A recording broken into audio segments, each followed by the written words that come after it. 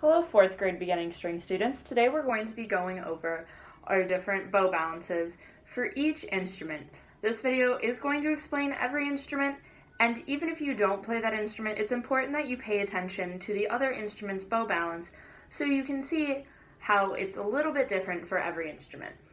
So in order to complete this lesson and video, since this is an interactive video, you're going to need the pencil that we have worked with in class, your bow, and your instrument.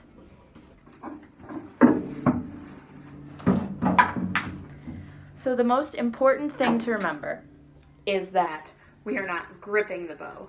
We are not grasping the bow, firmly holding onto it. We are balancing the bow in our hands. And it's important that we remember that it's a balance so that there isn't a lot of tension created in our hand, both so that you don't wear your muscles out, and also the more technical music you get into, the harder it can be to play with all of that tension in your hand. So we're going to start by going over the bow balance for violins and violas. So you're going to start by holding your bow in your pencil in your left hand at about eye level. Now I'm going to demonstrate this once, and then I'm going to break it down step by step for you to follow along with me.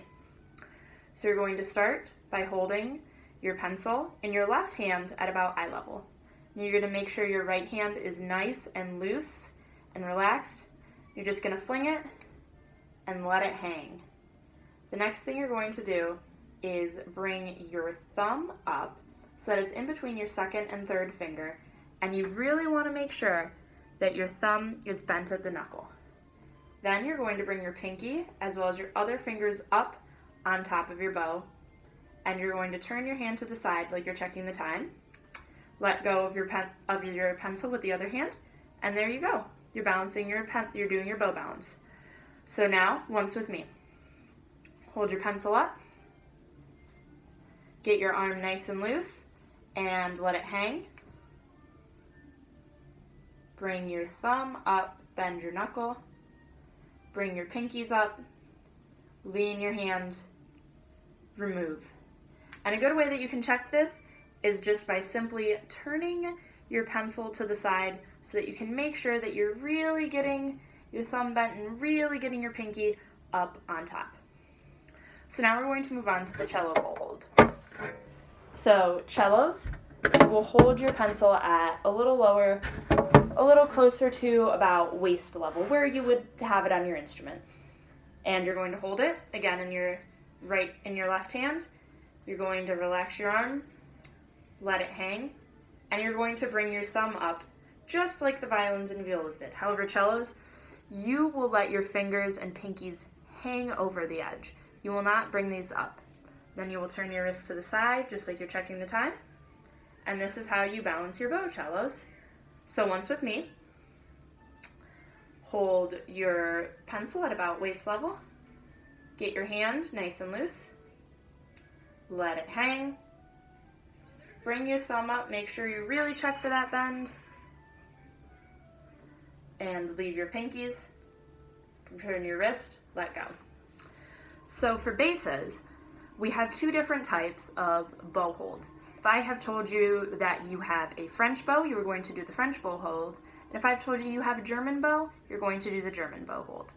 So we'll start with the French bow hold since that's the most similar to what we've done thus far.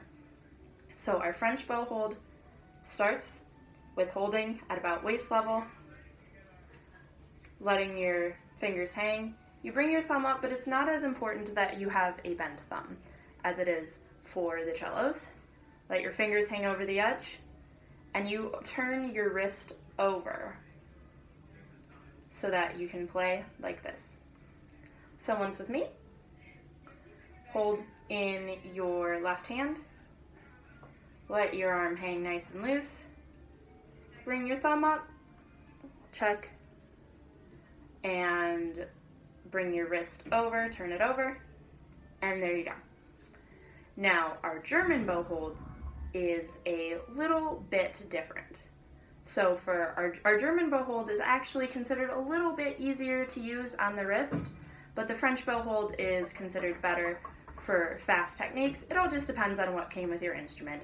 As you get more advanced, you can choose to switch from a French to a German or a German to French if you so choose, but for now, just stick with what came with your instrument.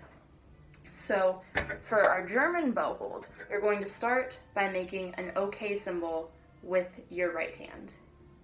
You're going to turn it over, and you're going to slide your pencil in about a quarter of the way in, and you're going to let your fingers very lightly rest on your pencil. And there's your German bow hold. So once with me, make an OK symbol, turn it over, slide it in, let your fingers lightly rest, and there you go. So now we're going to try this on our bows. So I will be demonstrating on a cello and a cello bow today, but in future classroom time, you may see me demonstrating with the violins or the basses. I am just happen to be working with a cello today. So you're going to start by lightly gripping this top part of your bow, not the hair, top part of your bow, and you're going to let your fingers lightly hang, and you're going to put your thumb in this little crevice right by the end of the ferrule where it meets the frog. There's a nice little crevice here that's made for your thumb to go in. And then violins and violas, you would bring your pinkies up, you'd bring your fingers up and turn your wrist. Cellos and basses, let your fingers hang, turn your wrist, let go. So now that I've demonstrated it, let's sequence these ones together. So bow at either eye or belly button level. Let your arm hang, thumb in the little notch by the ferrule, pinkies up if you're a violin or viola player, let them hang if you are a cello or bass player, lean your wrist, let go.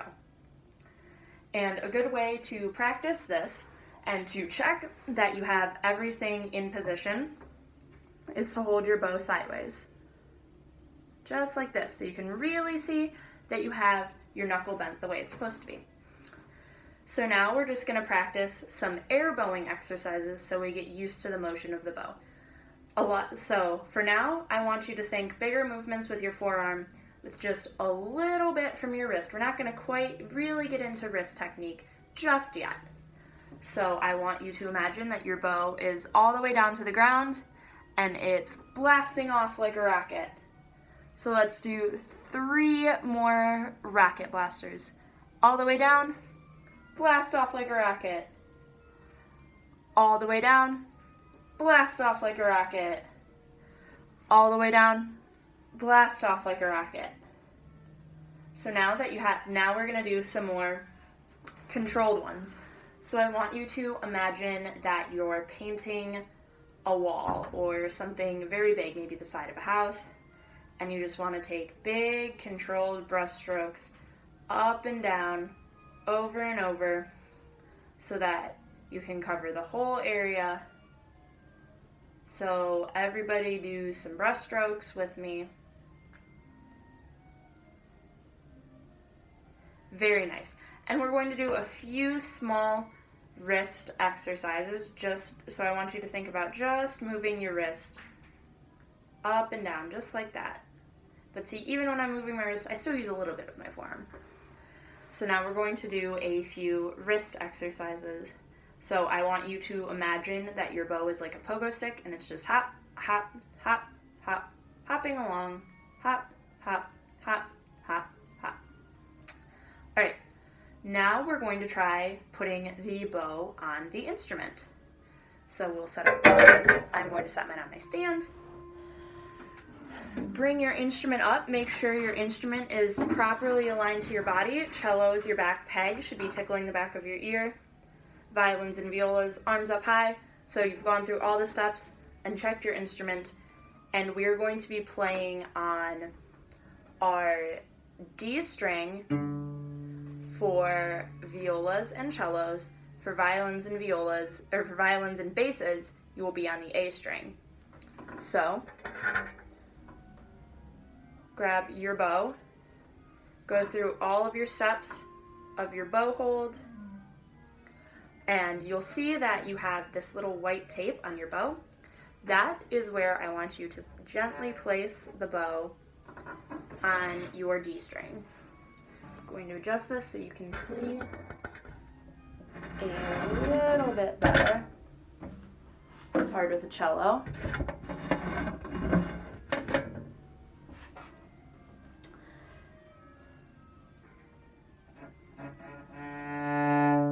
And you want to place it as close to the middle of the string as possible. So we're just going to do a couple back and forth bow strokes. So when you go this way, it's called up bow. When you go the opposite way, it's what we call down bow. So just repeat after me.